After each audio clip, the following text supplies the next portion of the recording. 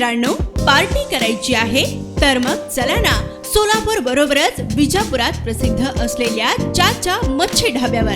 चाचा मच्छी ढाबा, विजापूर रोड, टाकळी, सोलापूर. संपर्क 9765 066 495. 2 दिवसांपूर्वी 11च्या सुमारास कुर्ला पश्चिम परिसरात निळ्या रंगाच्या सूटकेसमध्ये एका महिलेचा मृतदेह आढळला होता. प्रथमदर्शनी दिसून आलेल्या बाबीवरून मुलीचा खून करून तिच्या प्रेताची विल्हेवाट लावल्याबाबत या अज्ञात इसमाविरुद्ध कुर्ला पोलीस ठाण्यात गुन्हा दाखल करण्यात आला होता. गुन्ह्याचे गांभीर्य पाहता पोलिसांनी 8 पथके तयार केली व पथकांनी परिसरातील सर्व CCTV फुटेज चेक करायला सुरुवात केली.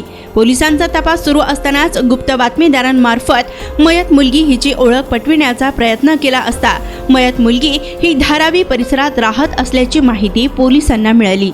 मिळालेल्या माहितीच्या आधारे मयत मुलीची ओळख पटल्यानंतर तिच्यासोबत लिव्ह इन रिलेशनमध्ये राहणारा तिचा प्रियकर तिच्या मूळ गावी ओडिशा या ठिकाणी पळून जात असताना ठाणे रेल्वे स्टेशन येथून आरोपीस अटक करण्यात आली. तर यावेळी अटक आरोपीचे नाव अस्कर मनोज बर्ला वय 21 असे असून आरोपीचा तिच्या प्रेयसीवर संशय होता. या संशयावरून त्यांच्यात अनेकदा वाद देखील झाले होते. शनिवारी देखील रात्रीच्या वेळी याच कारणावरून त्यांच्यात वाद झाले आणि याच रागात मनोजने तिची प्रेयसी प्रतिमा पवल किसपट्टा वय 25 हिचा गळा दाबून खून केला. तर सध्या आरोपी पोलिसांच्या अटकेत असून त्याच्या विरुद्ध कलम 302 अंतर्गत गुन्हा दाखल करण्यात आलाय. कुर्ला में रविवार को एक मर्डर का केस दाखिल हुआ था जिसमें एक अननोन डेड बॉडी मिली थी. एक यंग लड़की की डेड बॉडी थी और उसको एक सूटकेस में रख के मेट्रो का काम SCLR रोड पर चल रहा है, उसमें पतरे लगे हुए थे, उसके अंदर सूटकेस में बॉडी को डंप किया था. उसके बाद क्राइम ब्रांच की टीम ने उस पर काम करना शुरू किया और इसमें यूनिट 11 को लीड मिली.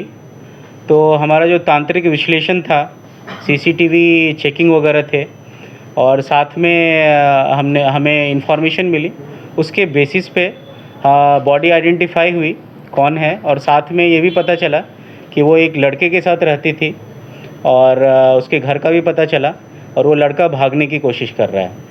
तो यूनिट 11 की टीम थाने में वर्कआउट कर रही थी. At the same time unit 5 की टीम ने भी और एविडेंसेस इकट्ठा किए और जो आरोपी लड़का है उसको यूनिट 11 की टीम ने थाने स्टेशन से कल लिया और उसको अपने पास फिर फर्दर इंट्रोगेशन के लिए यूनिट में लेके आए. सर ये जो डिस्पोजल का था, लाइक बॉडी में उसका बॉडी बैग में डालना है और तो ये आइडिया मतलब कहाँ से ये किया? एज सच घर में उसके पास जो था उसके बेस से उसमें सूटकेस में डाला, फिट किया और लेके गया. ये आइडिया का मतलब ऐसे बता नहीं सकते, but whatever was in front of him he thought of that and accordingly tried to dump the body.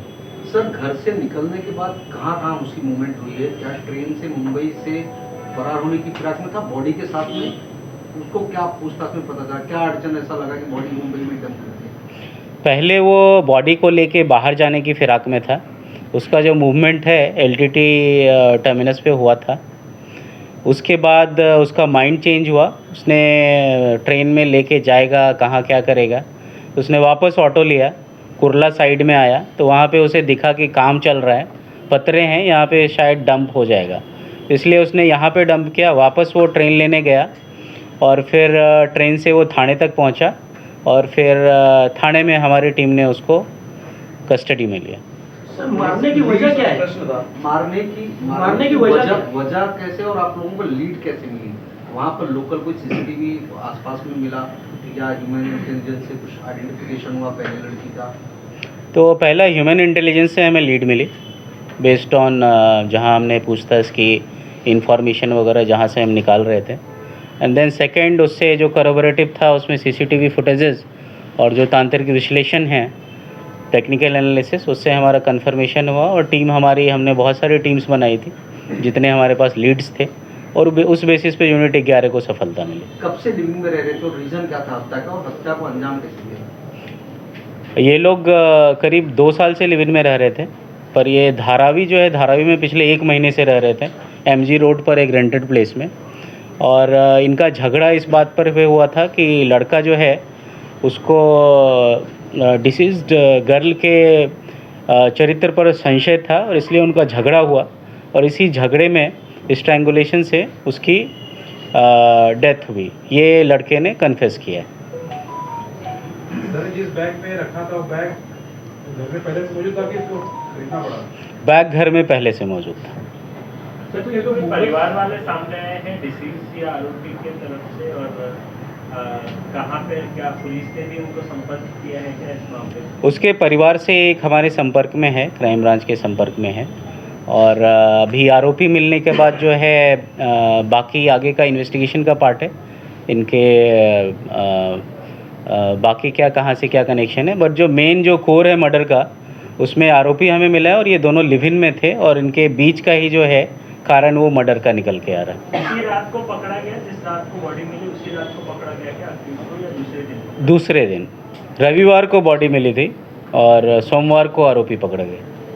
आपने कहा तो लड़की भी जॉब करती थी, लड़की ने जॉब छोड़ दिया था, क्या कोई झगड़े की वजह, कोई फाइनेंशियल क्राइसिस भी था दोनों के बीच में, या फिर लड़की का अफेयर जो बताया जा रहा है? लड़की का जहाँ काम करती थी वो हाउस कीपिंग का काम करती थी, वहाँ पे कुछ झगड़ा हुआ था जिससे वो काम छोड़ दिया था उसने और उसके बाद ये धारावी में रह रही थी, अभी कहीं पर काम नहीं कर रही थी। तो ये लोग मुंबई आए थे 1 महीने पहले, धारावी में ही आने के बाद मुंबई में पहले से थे पर धारावी में अभी शिफ्ट हुए थे 1 महीने पहले। इसके पहले ये मुंबई में दूसरी जगह रह रहे थे और ये एक दूसरे से कोरोना के टाइम में कांटेक्ट में आए थे और ये उड़ीसा में इनका घर है, आसपास ही बगल के गांव में ये रहते हैं। बट वो लोग मिले यहाँ पर? मिले मुंबई में थे। अच्छा, तो आरोपी का बैकग्राउंड? आरोपी स्कूल से पढ़ा है पर ज़्यादा पढ़ा लिखा नहीं है, अभी एक स्वीट्स की दुकान में काम कर रहा था और लड़की हाउस कीपिंग का काम कर रही थी, घर काम का छोटे मोटे ऐसे काम कर रही थी और अभी बेरोज़गार थी। जहाँ पे बॉडी मिली वहाँ पे आसपास कोई सीसीटीवी था नहीं ऐसा कहा जाता है, तो वो आपको कितना दिक्कत का सामना करना पड़ा? वो जहाँ पे पतरा है उसके ठीक सामने एक पब्लिक टॉयलेट भी है, तो वहाँ से कुछ नहीं था, पर आसपास जो रोड्स हैं LBS रोड प्लस जिस पे SCLR रोड पे है CCTV हैं, बट जो हमारा मेन लीड था हमारी इन्फॉर्मेशन बेसिस पे हमारा फर्स्ट लीड मिला था और फिर बाकी साइमल्टेनियसली हमारा वर्कआउट चल रहा था। सर उसका फर्स्ट नेम क्या है? प्रेस नोट में थोड़ा कैंसिलेशन है, अस्कर। अस्कर, अक्सर नहीं, अस्कर है, अस्कर, अस्कर मनोज बारला।